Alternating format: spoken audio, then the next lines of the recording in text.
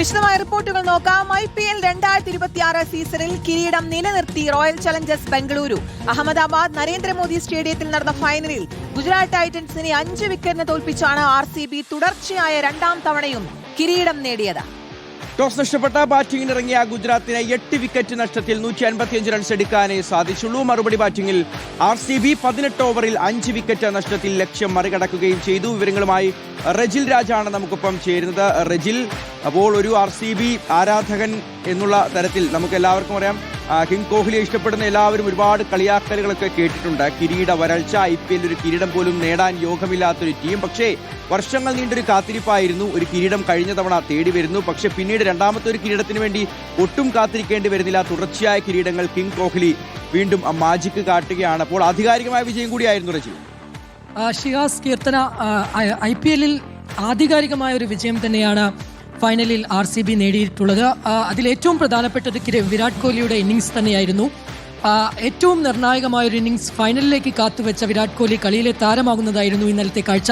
155 runs വിജയലക്ഷ്യമാണ് royal Challengers ബംഗളൂരുവിന് മുന്നിൽ Gujarat Titans മുന്നോട്ട് വെച്ചത്.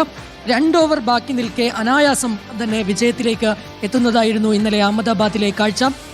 തുടക്കം മുതൽ തന്നെ, അതായത് വിജയലക്ഷ്യം പിന്തുടരുന്ന ബംഗളൂരു പവർ പ്ലേ ഓവറുകളിൽ കത്തിക്കയറുന്നതായിരുന്നു കാഴ്ച.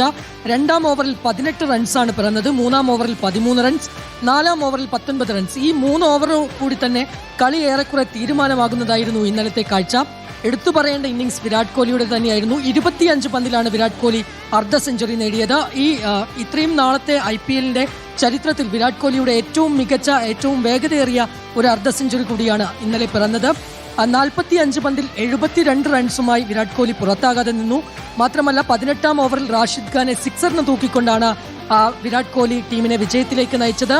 രജത് പട്ടിദാർ നയിച്ച ടീമിന് തുടർച്ചയായ 2-ാം കിരീടം. ഒപ്പം വിരാട് കോഹ്ലിയെ സംബന്ധിച്ച് 37-ാമത്തെ വയസ്സാണ്. അപ്പോഴാണ് ഈ വെറ്ററൻ താരം മറ്റ് താരങ്ങളെയെല്ലാം, അതായത് വൈഭവ് സൂര്യവംശി അടക്കം ഒരുപാട് യുവതാരങ്ങൾക്കെല്ലാം മാതൃകയാകുന്ന ഒരു ഇന്നിങ്സ് കൂടിയായിരുന്നു ഇന്നലെ വിരാട് കോഹ്ലിയുടേത് എന്ന് തന്നെ പറയാം. ഒപ്പം തന്നെ ഈ ടൂർണമെന്റിലെ താരമായി തിരഞ്ഞെടുക്കപ്പെട്ടത് വൈഭവ് സൂര്യവംശി എന്ന 15-കാരൻ കൂടിയാണ്. ശരി, റജിൽ രാജാണ് ഇപ്പോൾ സ്പോർട്സ് ഡെസ്കിൽ നിന്ന് വിവരങ്ങൾ നൽകിയത്. എന്താണെങ്കിലും ഒരുപാട് പരിഹാസങ്ങൾ കേട്ട RCB ആരാധകർക്ക്, റോയൽ ചലഞ്ചേഴ്സ് ബാംഗ്ലൂരുവിന്റെ ആരാധകർക്ക്, കിങ് കോഹ്ലിയുടെ ഫാൻസിനൊക്കെ ഒരുപാട് സന്തോഷം നൽകുന്ന ഒരു രാത്രിയായിരുന്നു. തുടർച്ചയായി 2ാമത്തെ IPL കിരീടം ഉയർത്തിയിരിക്കുന്നു റോയൽ ചലഞ്ചേഴ്സ് ബാംഗ്ലൂർ.